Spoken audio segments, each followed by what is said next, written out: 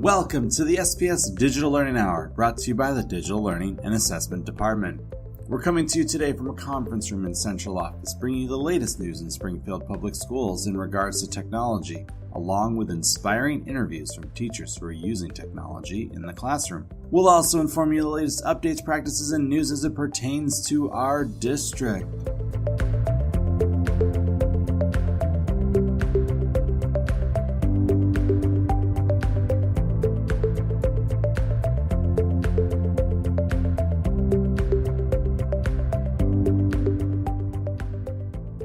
Thanks for joining us today. I'm your host, Mike Thomas, the Bearded Tech Ed guy. You can find me out on all the social media sites at Bearded Tech Ed, or you can go to my new website, beardedtechedguy.com. There you'll find all the greatest and latest in news and updates to things all around the district and technology-wise.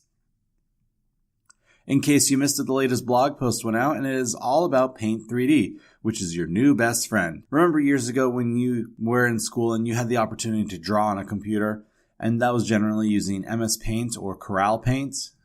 That's going way back for some of you. Well, they've been around for a long time, and they've made small steps to improvement. But now, this new and improved version that came out about a year ago, which is starting to make its way onto our laptops, is Paint 3D, which is a built-in app to Windows 10, which is another great reason to make sure your laptops in your classroom are updated. So Paint 3D combines 2D Paint, which is what we're used to, with three-dimensional tools or 3D tools.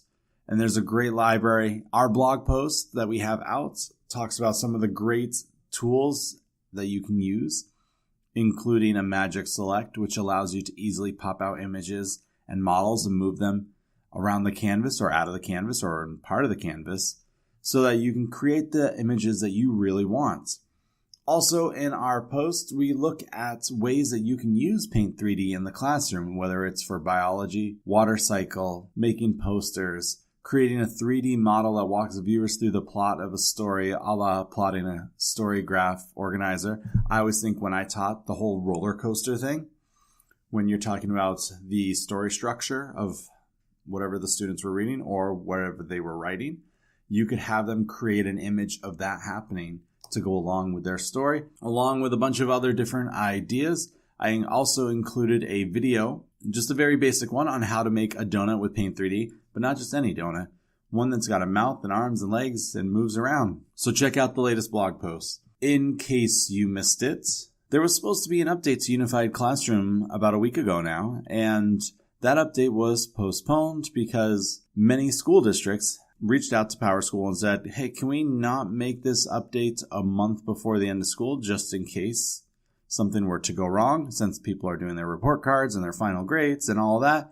So Power School, of course, obliged. And at the end of the school year, so after the school year is out, the update will go through, and that's where you can hand out assignments onto class pages. Students can get handout work from Microsoft Office, all those things that we are super excited about because we are in Microsoft Office district. In case you missed it, there was an email that went out, and it's also posted around on all the social media sites, all about a CS for All showcase.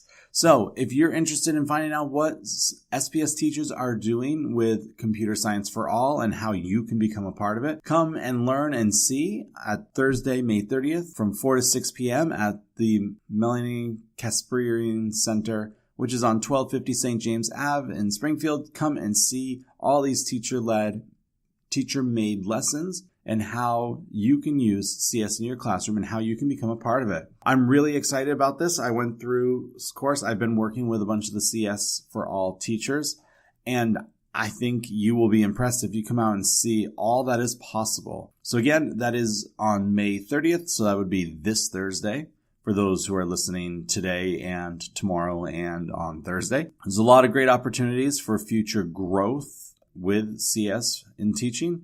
We even have opportunities for some more elementary educators, K to 3, K and 3, not K2-3, but K and 3. And then also we're looking for first and fourth grade design teams so we can take the next step with our CS for All. Come learn all about it at the Melanie Kasparian Center on 1250 St. James Ave in Springfield, otherwise known as the PD Center for some of you. In case you missed it, There's these great new tools that are coming out to Microsoft Stream, which includes making some interactivity things happen, which is one step closer to having Scorum in Microsoft Videos, which is something that I hope is coming down the pipeline. But for right now, at least, you can link Microsoft Forms into videos in Microsoft Stream at different points so you can have questions asked that students have to answer before they can move on, which is a great new tool. If you want to check out more of it, go to my Twitter feed. It is one of the last things that I have posted about.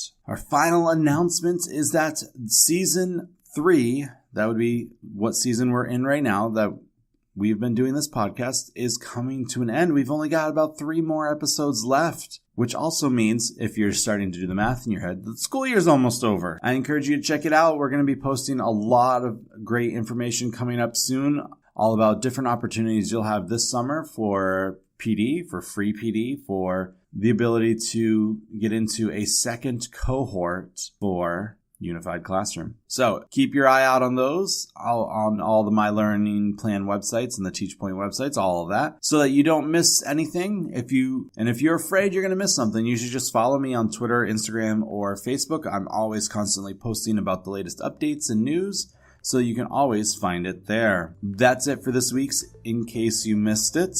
Coming up next is our interview of the week.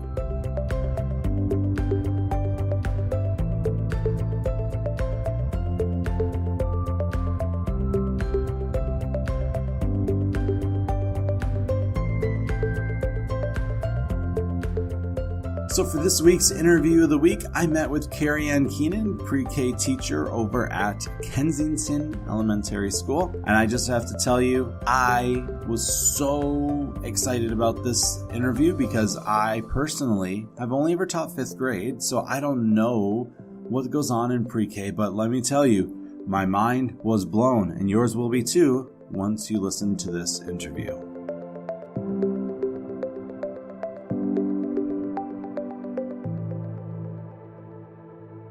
My name is Kerri Keenan. I work at Kensington in Springfield, Mass. I teach pre-K. This is my first year teaching in Springfield Public Schools. After I graduated college, I started teaching a summer program, and then I started teaching a pre-K in like a center-based. So this would be my 19th year teaching just pre-K. Wow, no other grades. 19 years of pre-K. Yeah, 19. I know what it's like to have little ones at home because I've only ever taught 5th grade, but I can't imagine 19 years of them all being the same age. I love it. I don't know if I could do it, but we're glad that you are doing it. Yeah.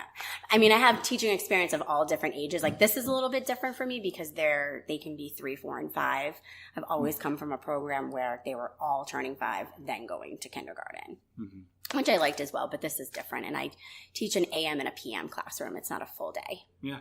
A lot of our listeners don't have the experience of being in a pre-K classroom. So could you kind of walk us through like what a normal day would look like? Normal day is the kids come in, they have breakfast in the morning, and then we incorporate all the curriculums throughout the day. We do a second step social emotional piece with the kids where it goes into, problem solving, making friendships, lots of vocabulary in there with feelings and expressing themselves. And then they do move on to a morning meeting where there's a lot going on. Kind of have to stay on task because if not, they just lose their routine and their structure. And it goes over, like they read a morning message every morning. Then we have jobs for the kids that they perform throughout the day as well. We do a calendar piece. We incorporate patterning into the morning. We incorporate rhyming, singing, alliteration, letter sounds. Like it just all comes together when we're doing that morning meeting piece. And then we do have 2 times of the morning and in the afternoon that we do have whole group lessons. And they're probably around 10 to 15 minutes, unless the project or the activity is really going well and they're engaged and they're into it. We can kind of lengthen that to like maybe 20, 25 minutes.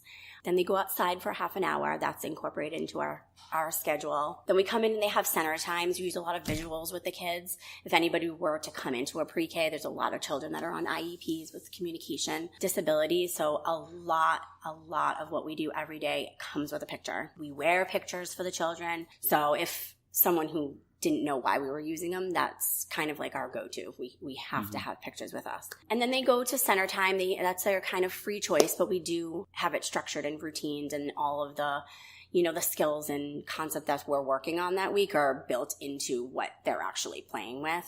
And that probably lasts like around 30, 35 minutes. They don't have a lot of, quote unquote playtime or free time. And then we all gather back and have another whole experience lesson with the kids, and then they leave.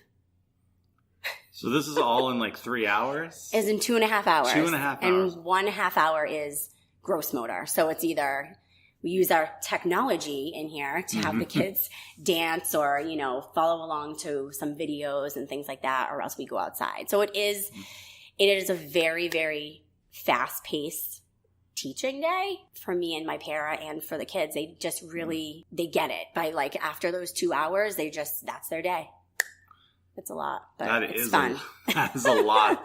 I'm like processing all that. I'm like, that to me is like what you could spend like 4 or 5 hours doing. Oh yeah. Mm-hmm. So that's amazing that it happens all in that short amount of time. Yeah. So you do the same thing twice, basically. Same thing twice. The students you have in the morning, they are not the same that you have in the afternoon. No, I have 15 kids in the morning time, and they leave at 11:20, and then I get 15 more at lunchtime. So they're experiencing lunch. They come in, they sit, and it's, they're so social. And my afternoon class is actually my older class. I have 11 kids going to kindergarten. So it's a very different dynamic of like personalities, developmental, and my morning class is more along the lines of like just turning 4. So they're little. Yeah. And it's that same amount of time. Yeah, 2.5 hours. Yeah. That's a lot. Because we do focus on technology in this podcast, how do you integrate technology into your day? It sounds like you guys will do like dance lessons or like some motor skill things with a projector. Right. With the projector, I mainly use it for that kind of thing. If it's raining outside, we'll, do a couple of videos where the kids are, they can dance and be free. And sometimes we'll use instruments with them. But most of the time it's, it's correlated movements that they have to follow along and follow direction. So they're actually getting, a mini lesson within their fun time that they're dancing and using it. I'll also use, Pre-K uses the Big Day for Pre-K curriculum, and it does have a lot of time to incorporate technology on the website. So I use the book flicks, which are interactive stories being read online, and they like that. So there's also another feature in Big Day that I use. They're called interactive wall charts. So the wall charts that are on the come with the curriculum, you can actually project it, and the kids can come to the laptop and use the mouse and like click and drag to kind of recreate what the wall chart says. And that shows, and that's also like comprehension, like, which category are you going to drag the kite over to? What season does it go in? So you can kind of, even though they're playing and having fun and using the technology part, you can also see if they're understanding it as well. Another way that I use technology is I do have an iPad for a lot of the kids that have communication difficulties expressing their language rather than receptively hearing it. And there's games on there that you can correlate to what the theme is in the classroom, whether it's even concepts like patterning or things like that. So I kind of have 1 or 2 kids that use that. It was hard to incorporate because the other children thought that they were, playing games and when's my turn kind of thing. But they get over it. They just move on. They get distracted by something else, and then, that child is actually getting what they need rather than hearing a whole group discussion and not being able to, say what's on their mind or what they have questions for. And I also have a tech talk for kids to use that has pictures that you can actually make the pictures that, like these pictures that they can touch if you ask them a question for comprehension, vocabulary, things like that. So we use those all the time. They're like, I'm surprised it's not on here, the tech talk, because I had it over there to change it out, but that's what we use. So it sounds like you really integrate it into kind of the play-based learning that seems to be happening in your classroom. A lot of physical. Do you find that with having such young students that they need to be up and they need to be moving, and that helps with their comprehension more than the students who many of us are used to, where they have their desk and they're doing their work? we're constantly moving in here. Like we'll march around and we'll sing songs. And it's all in relation to what they're learning. You know, we're not walking around singing Twinkle Twinkle. You know, we could if we want to, but you know, I rely on the curriculum a lot because what's in that curriculum is dead on to what they need to learn for kindergarten, they need to know to go into kindergarten. And even just doing this as a side note, but even doing my assessments that I do in the September to what they are now, like some of them over 70 points higher. It was just like amazing. So, and I also use the projector on online websites and things like that for their background too. Like not a lot of kids know what ancient artifacts are. If we're doing it in the curriculum, it's hard so we use it a lot for the visuals and showing them, you know, this is a place on earth and this is, you know, what people look like that they live there. You know, I don't know how teachers used to teach that stuff without showing them a picture online. Right. I mean, maybe that's where the whole Encyclopedia Britannica, the giant books with the single pictures and stuff comes in. So we rely a lot on that just because the kids, first of all, have not been to school before. This is their first, you know, academic move to be in a school and be around kids and be around, you know, all these learning materials, and to show them something that you can't tangibly show them it's always at our fingertips. You know, we're always showing them what certain things look like or what certain things do through technology. So do you find that you have to build, like with a lot of the students, because the curriculum, like there's a lot of background knowledge that you're building up for them, so that's when they do leave you, whether it's in 1 year or 2 years, that they are ready to be fully integrated into whatever school they're going to. Oh, yeah. I mean, that's why another thing, just to piggyback off of the curriculum, like there's so much in there, like academic supports, modifications for kids that are 3, 4, and 5. It's all right there, and all of the concepts that they need to know when they go to kindergarten is math, literacy is all in that curriculum. So I rely a lot on it. You know, the writing pieces, just from them holding their pencil, you know, just because some of the kids don't know. So that's something that we incorporate into our 2.5 hours as well. Well, 2 hours, really. 2 hours, because you said you have that half hour of gross motor time. Yeah, so. Wow. Being a pre-K teacher, I know there's always people who are like, well, they shouldn't be using technology or they shouldn't be doing this. Do you ever find like that you're in some sort of weird like place where it's like, I want them to be doing this, but I'm also being told they need to know how to use this and that. And I mean, the first word that comes to my brain is exposure, and preschool is a lot of exposure for kids. You know, they're not going to master something maybe in a year, but as they get more mature, ready for kindergarten, I feel like having them in here with the exposure of, you know, the online part of it and the iPads and things like that. I hear a lot of teachers, you know, in the building when it comes time for the kids to use the laptops, and they struggle. The kids, they don't know how to log on. You know, the teachers kind of go back and forth on strategies. And but I feel like with this experience of them being in here and just giving them all the exposure they possibly can, I think is the first step into them, you know, venturing out and eventually turning on a computer and, you know, learning that way. So exposure. Exposure is important. I know that's true with my children at home too. Yeah. Like my 6-year-old can download audiobooks to a cell phone that we literally, the only option he has on there is the library app, and he can go on there and find his Boxcar Children and his Magic Tree House. Oh, that's cute. Listen to it. Yeah. In that kind of vein, actually, do you find that your students, you were talking a lot about visuals, are they, they seem more visual than audio per se, or are they more like... No, I think they're a little bit of both. I mean, I try to introduce literature to the kids in different ways. Instead of, you know, I kind of change that up about the curriculum. Sometimes I'll just read a book with my own voice. Some days we will listen to a story on CD. There's different types and sizes of the books in the curriculum. So like they know when the big book comes out, like they see that it's different, but it's just a different way to read books.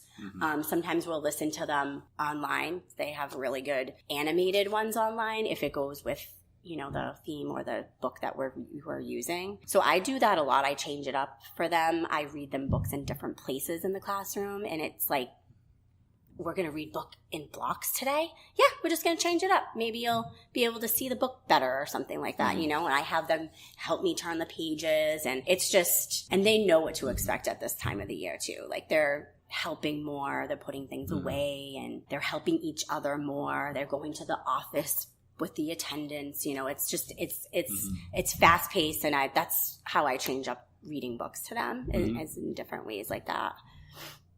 Nice. Yeah. I know we're getting closer to the end of the day, although I just looked up at the clock and it says 6 o'clock. I know. And I imagine it's probably said that forever. 3:05. I just want to, 1, thank you, and 2, ask you this one last question, which is what I ask everybody. Okay. Every year, the new hires in the district, whether they've been teaching for a while or they are fresh out of college, they always have this time where a lot of information is given to them before the school year starts. So a lot of advice happens, a lot of how-tos happen. If you had the chance to stand up in front of all those new hires, what advice would you give them about working in Springfield? The first thing that comes to me is that everyone is truly extremely supportive if you're a first-year teacher. I got a lot of open arms at my school when I came here. I'm very excited for this new pre-K adventure because I've never had one here. And probably the second thing would be to ask questions. If you do not know the answer, ask a lot of questions. That would be my advice, because I was probably asking everybody in the school a question every single day. And I did learn a lot at the teacher orientation. I wish I took that my first month that I was here, because a lot of my questions were things about the district that isn't really handed to you right away. So that orientation blew my mind. I was like, thank you. I really was. And everyone was just so nice, and it was great. So those would be my things of advice for people. I actually felt the same way too, especially coming from a charter school to regular school and just not knowing there's actually a curriculum for this. Right. Because for many new teachers, they will step into their classroom for the first time and be like, that's what I heard. Overwhelmed. And so it's good to hear other people say, ask questions, because that's truly very important. I didn't feel alone, because I had a lot of help from the teachers in the building, setting up my classroom, because this was not here. None of the furniture was here, and we had to take it out of the boxes and put it together, which was fun. As long as it wasn't from IKEA. Right. I had a lot of background experience with the curriculum. I taught the curriculum for 3.5 years before I came to Springfield. The other curriculums that we use are Lively Letters and the second step, which I use for the same amount of time. So I was familiar with all of the classroom kid stuff and setting up, and it was a lot of the paperwork and things like that I just kind of was here. So, but other than that, it was good, because I was kind of doing the same thing at my last position that I came. So it was just kind of a switch over. All right. Well, thank you again. I hope that you enjoy the rest of your Friday. Hopefully it doesn't continue to look so gray out. Tomorrow's supposed to be nice. Yes. Well, thank you for coming on over.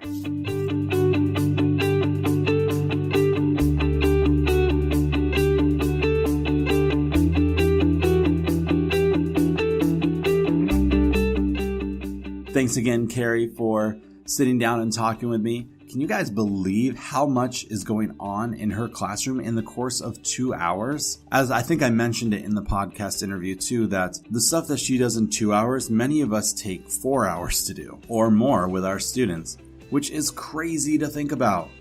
How much is packed into just a half a day. And it's really exciting to see all the growth and the character developments with those students. And her room is perfect for pre-K students, and even the ways that she integrates technology. Because as she mentioned, one of the most important things is about students being aware of students having access to, and not for the first time ever, seeing how a computer works or how technology can be integrated into their classroom. I love the ways that she has worked that in. So as we begin to wrap up this week, please remember to go out to our favorite places. That would be your places where you listen to this podcast, and give us a review and a rating.